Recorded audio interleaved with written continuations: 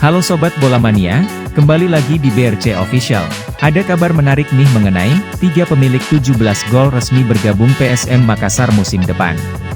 Pelatih PSM Makassar bernafas lega setelah memastikan diperkuat 3 pemain pilar musim depan. Para pemain tersebut kabarnya telah sepakat untuk melanjutkan karir bersama PSM Makassar musim depan.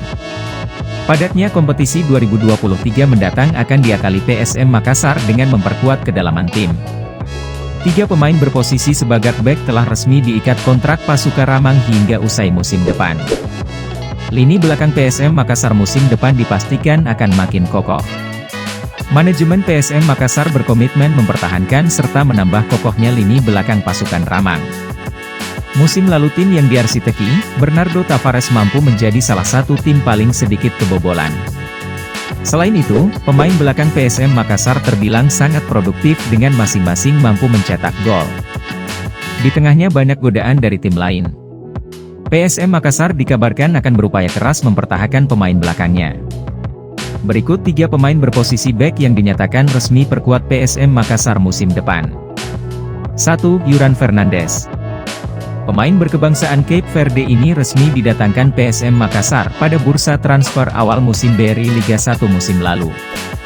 Berkat usulan Bernardo Tavares, Yuran didatangkan dari klub Portugal, SC Unia Ourense.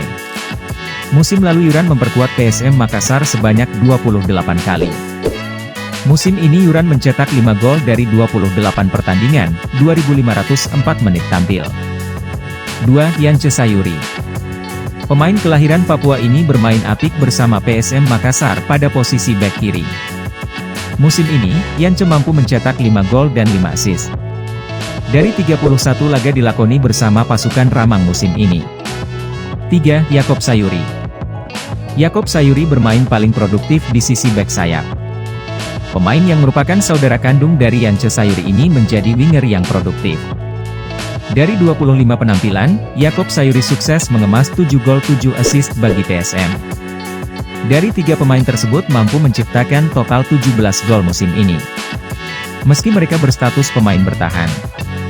Nah itu dia Sobat Bola Mania untuk update kabar kali ini, bagaimana pendapat kalian Sobat? Tulis pendapat kalian di kolom komentar ya Sobat dan jangan lupa untuk like, comment, and subscribe.